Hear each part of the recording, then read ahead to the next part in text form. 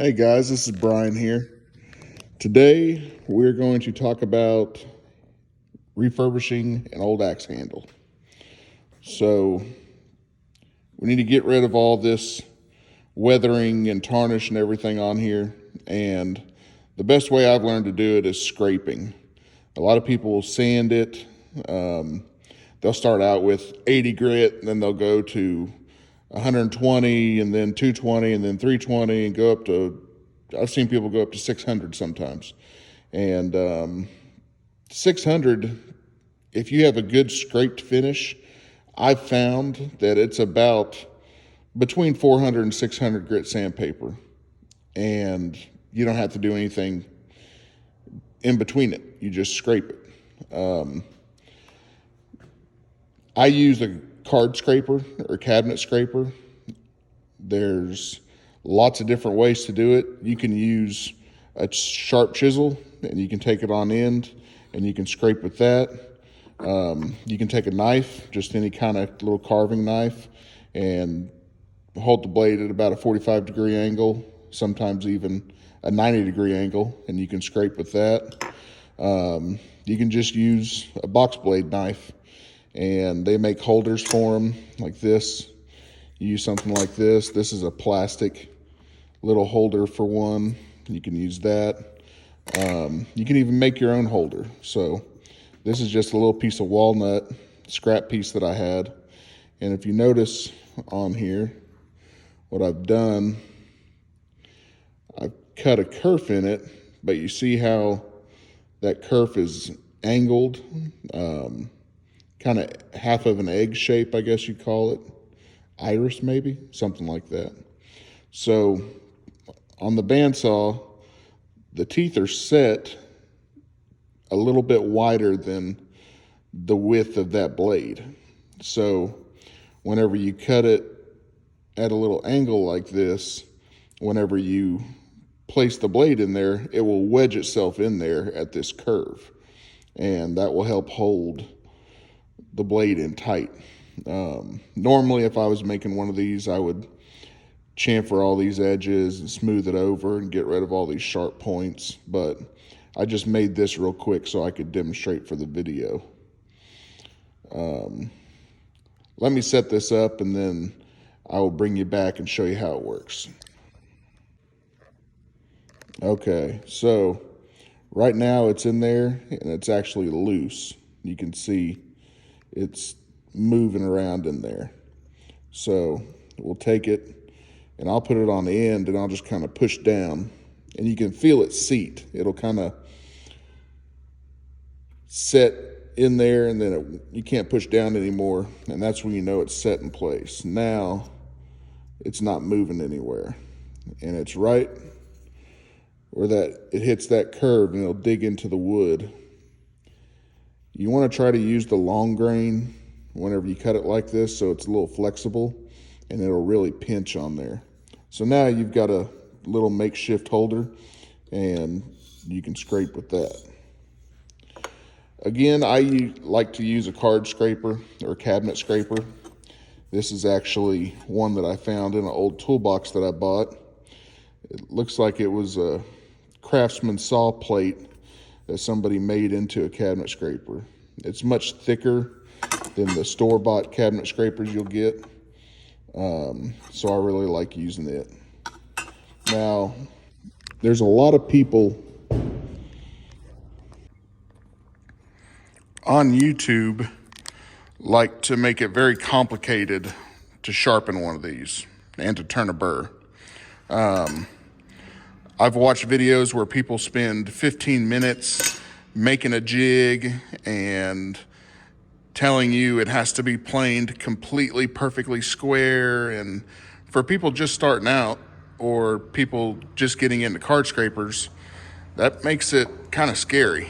I know whenever I first tried to use one, I watched these videos, and Katz Moses and other people, cabinet workers and people that make fine furniture, and it makes it really hard to get into it because you're scared you're going to mess something up.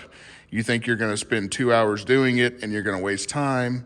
And so what I started doing is I started meeting older guys at the flea market or people that in my area that were also tool collectors and woodworkers. And I started talking to them.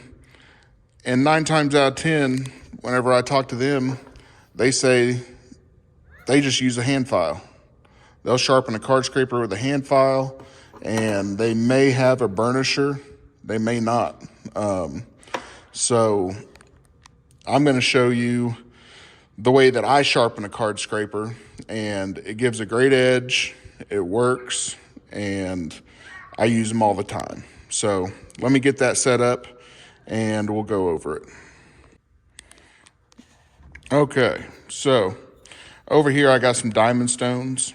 Let's scoot over in the light. They go from 400, 600, 1,000, 12,000. I'm not sure if those grits are even correct or if that's even really the grit, but one is coarse and it goes to more fine.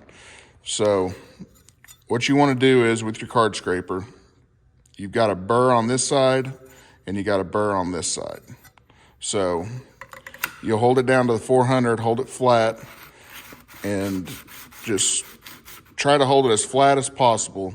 And you're basically just getting rid of that old burr. It's no longer sharp. So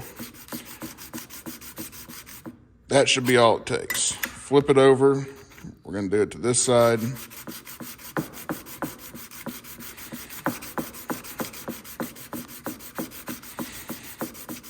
And I'm trying to do this with one hand while holding the camera. My tripod still hadn't came in. So now you just want to feel your card scraper. So I can feel on this side I got a little bit more of a burr still. So I'm going to get rid of that.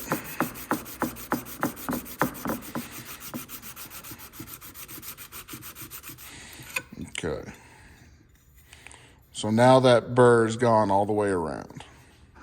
Now that it's gone, you want to hold it flat. Now this is where people get fancy jigs and they want to put a block up here that they've taken a hand plane and taken a, 10,000th thick shaving off of it to make sure it's perfectly square. And it's not that hard. You don't have to do all that.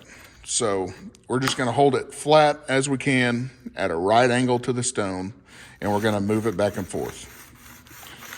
And you can see this isn't in the vise, so I'm not putting a bunch of pressure down. I'm just putting enough pressure that is basically the weight of my hand. And I'm trying to stay 90 degrees to the stone, but I'm not, being anal about it. I'm just going back and forth. So about there. Now you can feel, and you don't feel a burr per se, but it definitely feels like it's got a sharp corner to it. And that's all you want. Might give it a little more here.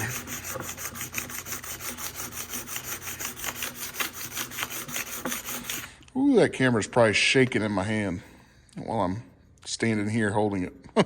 Okay, so now we got a decent corner on there. We've just got 2 flat sides and this edge here that's 90 degrees.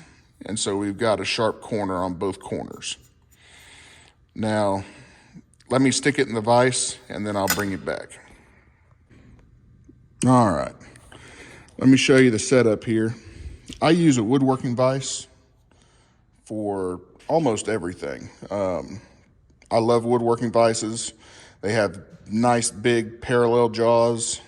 Usually they're anywhere from 3 to 4 inches thick. I've got another one at the end of my bench. I've got another one, a little guy on this side just in case. I've got one packed up down there. I've got 2 of them on the ground over here. I'm pretty sure there's a couple more in some of these boxes, but anyways, I just love them. But this is that Starrett vise that Scout Crafter worked on for me. I keep soft jaws in these woodworking vices because a lot of times they will conform easier to your work. And because of that, you have to change them out more often, but they work really well. So I mounted this vise to a block of wood, and then I screwed a block of wood underneath it that my jaws could grab. And now this isn't going nowhere. So what we need to do is take our card scraper. Okay, now I just forgot which edge it was, but see, this edge is kind of shiny.